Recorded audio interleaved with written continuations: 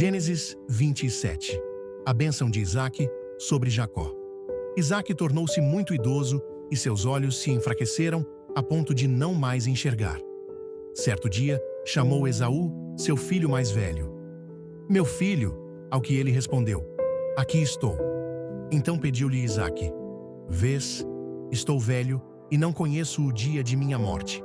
Agora, portanto, toma tuas armas, tua aljava e teu arco, sai ao campo e apanha-me uma caça. Faze-me um prato bem saboroso, como eu gosto, e traze-mo, a fim de que eu coma e minha alma te abençoe antes que eu morra." Ora, Rebeca ouvia enquanto Isaque falava com seu filho Esaú. Assim que Esaú saiu ao campo para caçar, Rebeca orientou seu filho Jacó: "Ouvi teu pai pedir a teu irmão Esaú: traze-me uma caça e faze-me um prato saboroso. Eu comerei e te abençoarei diante de Yahvé antes de morrer. Agora, pois, ouve-me e faze como te ordeno. Vai ao rebanho e traze-me de lá 2 belos cabritos, e prepararei para teu pai um bom prato, como ele gosta. Tu o apresentarás a teu pai e ele comerá, a fim de que te abençoe antes de morrer." Entretanto, Jacó ponderou a sua mãe Rebeca: "Vê, meu irmão Esaú é peludo, e eu tenho a pele muito lisa. E se meu pai me apalpar, poderá entender que estou tentando enganá-lo, fazendo-o de tolo, e em vez de bênção, atrairei sobre mim maldição." Afirmou-lhe sua mãe: "Que tal maldição recaia sobre mim, meu filho? Tão somente faze o que te peço. Vai e traze os animais para mim."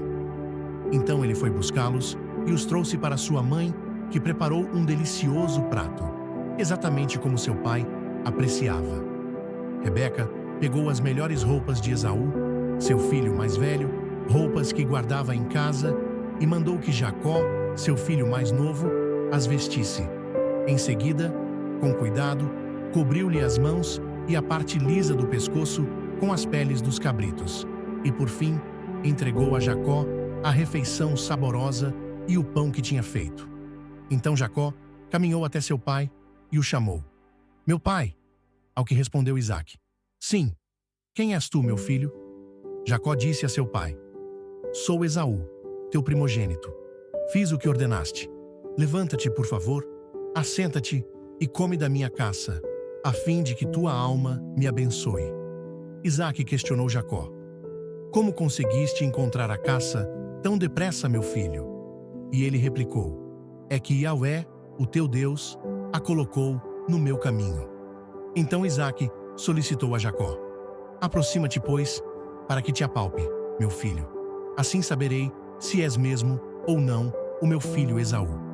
Jacó chegou bem perto de seu pai Isaque, que o apalpou e declarou: "A voz é a de Jacó, mas os braços são os de Esaú."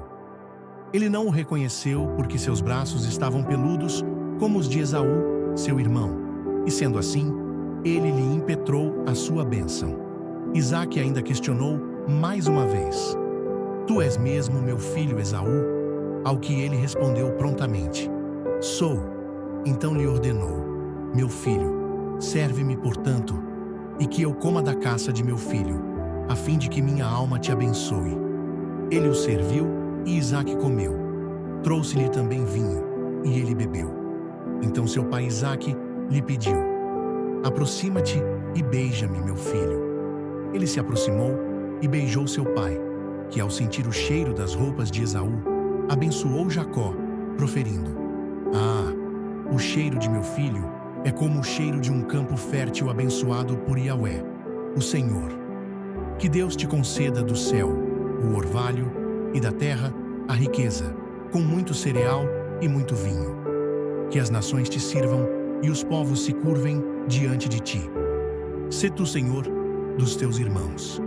Que se prostrem diante de ti os filhos de tua mãe. Maldito seja quem te amaldiçoar. Bendito seja quem te abençoar." Assim que Isaque terminou de impetrar sua bênção sobre Jacó, logo após este ter deixado a presença do pai, chega seu irmão Esaú da caçada.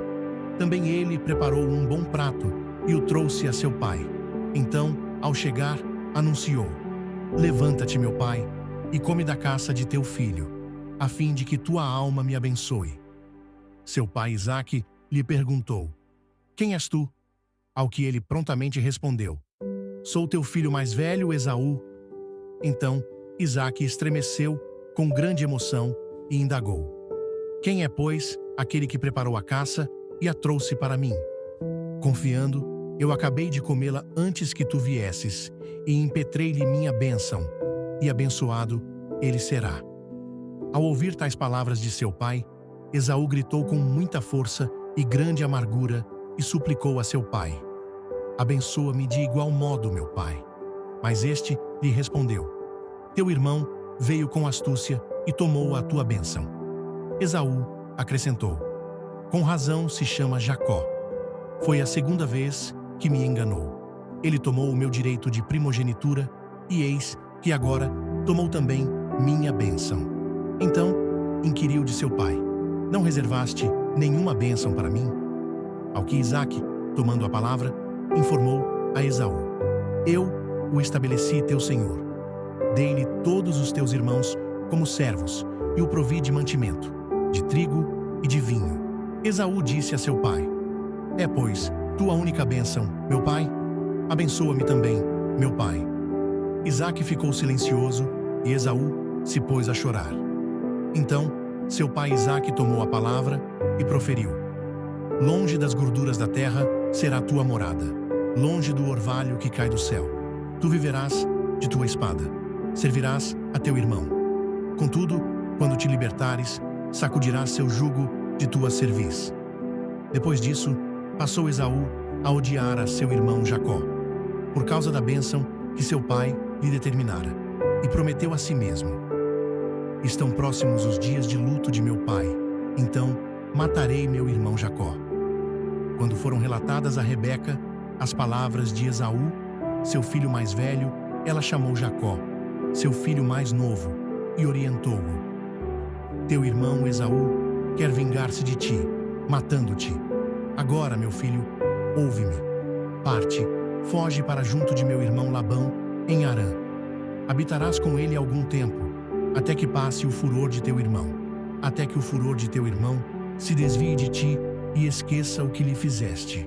Então te mandarei buscar, porque vos perderia os dois num só dia. Então Rebeca se queixou a Isaque: Estou desgostosa da vida por causa dessas mulheres hititas. Se Jacó escolher esposa entre as mulheres desta terra, entre as jovens hititas como essas, perderei completamente a razão de viver. Versículos 1 a 4. Um plano humano para liberar uma bênção espiritual. Isaque, já velho e sem enxergar, decide abençoar Esaú, seguindo sua preferência pessoal. Ele pede uma refeição especial, criando um cenário emocional para liberar a bênção. Aqui vemos algo importante. Isaque estava prestes a tomar uma decisão baseada em sentimento, não em direção de Deus. Ele ignora o que já havia sido revelado anteriormente, que o mais velho serviria ao mais novo. O que podemos extrair é: nem toda decisão espiritual pode ser guiada por emoções ou preferências. Quando ignoramos a direção de Deus, abrimos espaço para a confusão. Versículos 5 a 10. A interferência de Rebeca. Rebeca ouve tudo e decide agir. Ela cria um plano para que Jacó receba a bênção no lugar de Esaú. Rebeca sabia da promessa, mas escolhe um caminho errado para ajudar Deus. Ela tenta antecipar aquilo que Deus já havia garantido. O que podemos extrair é: quando tentamos ajudar Deus com atalhos, acabamos criando problemas que não precisariam existir. A promessa não precisa de manipulação, precisa de confiança. Versículos 11 a 17. O medo de Jacó e a persistência no erro. Jacó hesita, não por princípio, mas por medo de ser descoberto. Rebeca assume o risco e insiste no plano. Aqui não há arrependimento, há estratégia. O erro continua sendo alimentado. O que podemos extrair é: quando o medo é maior que o caráter, decisões erradas se tornam mais fáceis. Integridade não pode ser substituída por conveniência. Versículos 18 a 29. A bênção liberada através do engano. Jacó engana seu pai, imita a voz, usa roupas de Esaú e, finalmente, recebe a bênção. Mesmo sendo através de um caminho errado, a bênção é liberada. E isso revela algo profundo. O propósito de Deus prevalece, apesar das falhas humanas. O que podemos extrair é: Deus é soberano. Ele cumpre seus planos, mesmo quando as pessoas falham. Mas isso não significa que o caminho errado não trará consequências. Versículos 30 a 34. A dor de Esaú. Esaú chega e percebe que perdeu a bênção. Sua reação é intensa: dor, choro, desespero. O mesmo Esaú que antes desprezou a primogenitura, agora valoriza o que perdeu. Ele só percebe o valor depois que não tem mais. O que podemos extrair é: valorize hoje aquilo que Deus colocou nas suas mãos. Muitas perdas não acontecem por acaso. Acontecem por falta de discernimento. Versículos 35 a 38. Consequência inevitável. Isaque reconhece o engano, mas afirma: abençoado ele será. A bênção não pode ser retirada. Palavras têm peso espiritual. O que foi liberado não pode ser simplesmente desfeito. O que podemos extrair é: decisões têm consequências. Algumas coisas, uma vez feitas, não podem ser revertidas, apenas administradas. Versículos 39 a 40. A bênção limitada de Esaú. Esaú recebe uma palavra, mas não é a mesma bênção. Ele viverá com luta, dependência e conflito. Esaú não ficou sem nada, mas perdeu o melhor. O que podemos extrair é: existe diferença entre viver e viver o propósito pleno de Deus. Nem toda bênção é igual, e escolhas influenciam isso. Versículos 41 a 45. O ódio e a fuga. Esaú decide matar Jacó. O ambiente familiar se rompe. Rebeca precisa enviar Jacó para longe. Um erro gera uma cadeia de consequências. Engano para dor, para ódio, para separação. O que podemos extrair é: decisões erradas raramente afetam apenas uma área da vida. Elas se espalham e atingem relacionamentos. Versículo 46. O desgaste emocional. Rebeca expressa cansaço e frustração. O ambiente familiar está quebrado. A mesma mulher que tentou ajudar a promessa, agora colhe o peso emocional das consequências. O que podemos extrair é: atalhos podem até acelerar processos, mas também intensificam dores. O caminho de Deus sempre será o mais seguro. Mensagem final. Gênesis 27 é um capítulo real, humano, imperfeito. Pessoas que erram, decisões precipitadas, relacionamentos quebrados. Mas no meio de tudo isso, Deus continua. Deus não perdeu o controle. A promessa não foi cancelada. O propósito continua em movimento.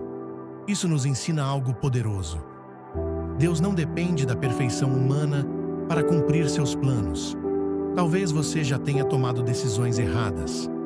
Talvez tenha tentado ajudar Deus. Talvez esteja lidando com consequências hoje. Mas isso não é o fim da sua história. Deus ainda está escrevendo. Deus ainda pode redimir. Deus ainda pode transformar. Mesmo quando o caminho não foi perfeito, o propósito de Deus continua sendo. Creia, pois Deus pode transformar seu coração. Basta você querer.